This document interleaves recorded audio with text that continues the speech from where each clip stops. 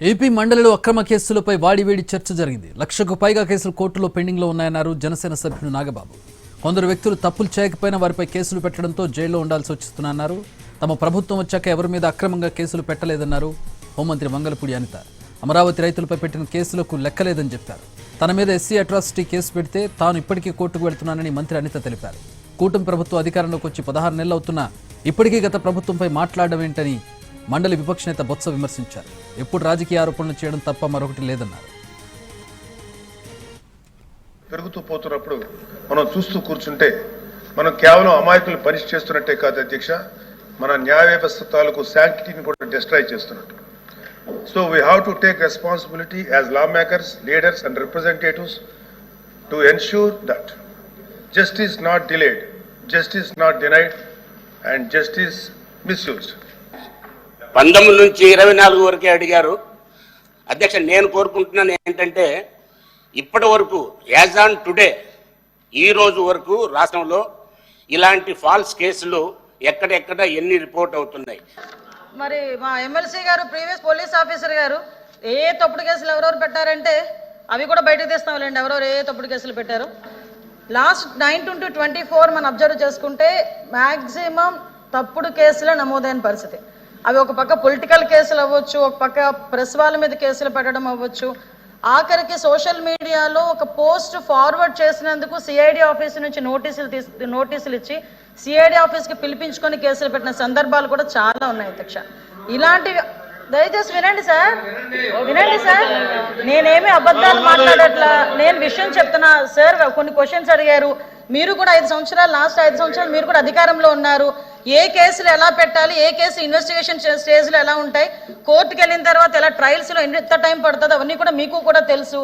ప్రభుత్వం మీద వ్యతిరేకంగా ఒక పోస్ట్ పెట్టినందుకు, పోస్ట్ పెట్టడమే కాదు ఆ పోస్ట్ ఫార్వర్డ్ చేసినందుకు, అంటే దాని మీద కేసులు పెట్టడమే కాదు, ఎస్పెషల్లీ మహిళలు ఎవరైనా కూడా ఆ ప్రభుత్వాన్ని వ్యతిరేకిస్తే ఏదైనా పోస్ట్ పెడితే గత ప్రభుత్వాన్ని క్యారెక్టర్ అసోసియేషన్ చేసి కూడా సోషల్ మీడియాలో పోస్టులు పెట్టిన సందర్భాలు కూడా ఈ సందర్భంగా గుర్తు చేయాలి అధ్యక్ష. దీంట్లో భాగంగా అధ్యక్ష చాలా మంది మీద కేసులు, అమరావతి రైతులు రాజధాని అమరావతి ఉండాలని చెప్పేసి కోరుకునే నేపథ్యంలో వందలాదిగా కేసులు పెట్టిన నేపథ్యం. దయచేసి ప్లీజ్ సార్, నేను అన్నిటికీ సమాధానం చెప్తా, అన్నిటికీ ఇది నా టైం సార్, ప్లీజ్. నేను మాట్లాడమంటున్నానండి. మీరు కాదు సార్, మీరు కాదు.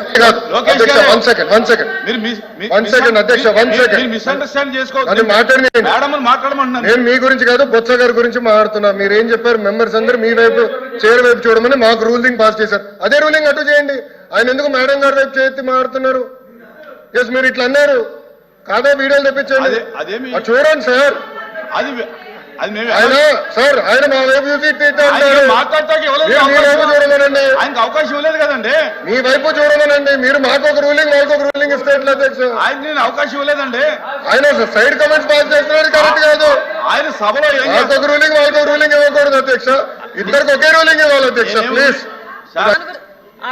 అలా చేయొద్దునా కూడా అధ్యక్ష, నేను అలా అడిగినా కూడా నేను సమాధానం చెప్తున్నాను కదా అధ్యక్ష. దయచేసి ఇప్పుడు దీన్ని కొంచెం వాళ్ళు డైవర్ట్ చేయడానికి ప్రయత్నం చేస్తున్నారు అధ్యక్ష.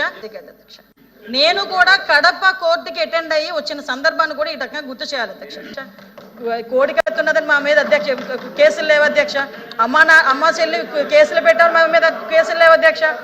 కేవలం మా మీద కేసులు ఉన్నది ఏంటంటే రాజకీయ కేసులు.